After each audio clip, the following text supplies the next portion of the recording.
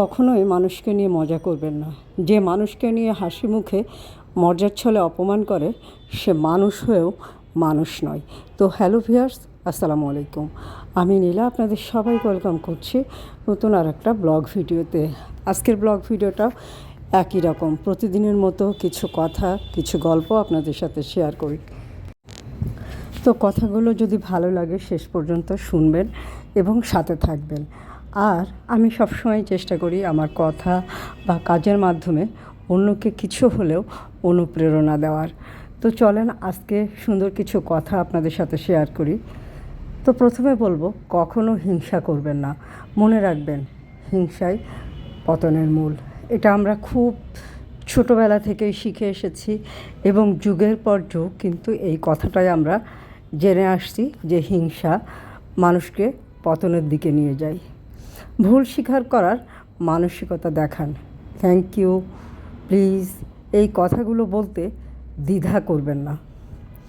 কারো কাছে নিজের সিক্রেট শেয়ার করবেন না বা কাউকে অন্ধভাবে বিশ্বাস করবেন না।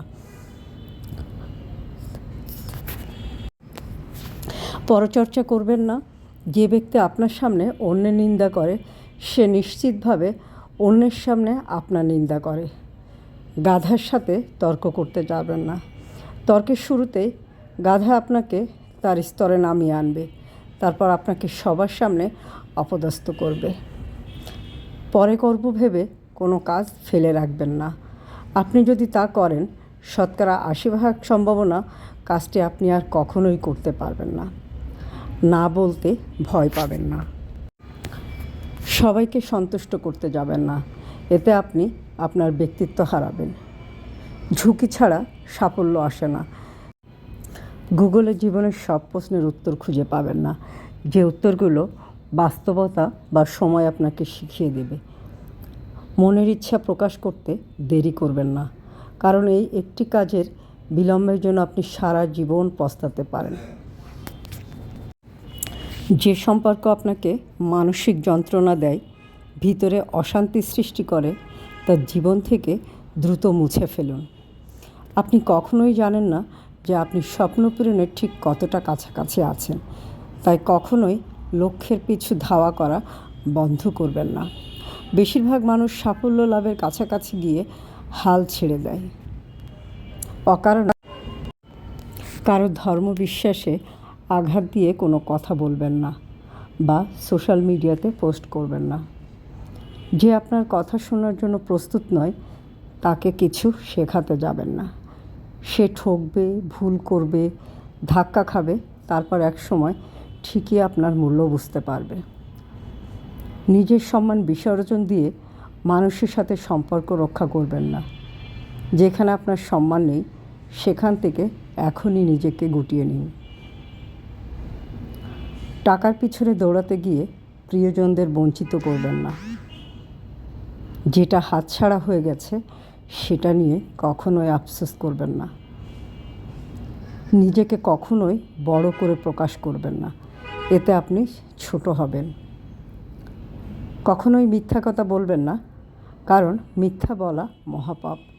একটি মিথ্যা বললে আরও 1000টা মিথ্যার কথা আশ্রয় নেওয়া লাগে। পরিশেষে এর ফল ভালো হয় না। কখনোই মানুষকে নিয়ে মজা করবেন না।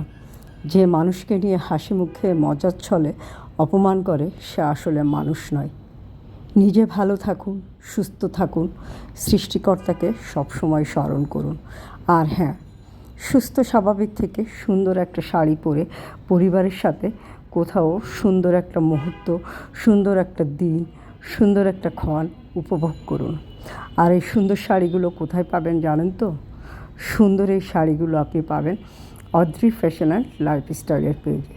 প্রতিটা শাড়ি সুন্দর, প্রতিটা শাড়ি ইউনিক, প্রতিটা শাড়ির নিজস্বতা আছে। আর এই নিজস্বতাও আপনাকে এনে দিবে, আপনার ব্যক্তিত্বে এনে দিবে একটা নিজস্বতা বা নিজস্ব ভাব। আর শাড়ি কিন্তু অনেক স্মার্ট এবং আকর্ষণীয় একটা পোশাক। শাড়ির চেয়ে সুন্দর কোনো পোশাক আমার মনে হয় পৃথিবীতে নেই। আর পৃথিবীতে শ্রেষ্ঠ, সুন্দর, সবচেয়ে ভালো মানুষ হচ্ছে আপনি। তাই নিজেকে সুন্দর একটা শাড়ি পরে আয়নার সামনে দাঁড়িয়ে নিজেকে প্রেজেন্ট করুন এবং সৃষ্টিকর্তাকে অনেক অনেক অনেক বার ধন্যবাদ দিন এবং কৃতজ্ঞতা প্রকাশ করুন যে এত সুন্দর করে আপনাকে তৈরি করার জন্য। তো যাই হোক, অনেক কথা বললাম।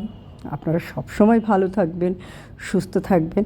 আর আমার আজকের কথাগুলো কেমন লাগলো একটা ছোট্ট কমেন্ট করে জানিয়ে দিবেন। এবং যারা এখনও অদ্রি ফ্যাশন অ্যান্ড লাইফস্টাইলের পেজ বা নীলা হাফিজার পেজটা ফলো করেনি, তারা ঝটপট করে পেজটা ফলো করে দিবেন। ভালো থাকবেন, সুস্থ থাকবেন এবং আমাদের পেজের সাথে থাকবেন। আল্লাহ হাফেজ, আসসালামু আলাইকুম।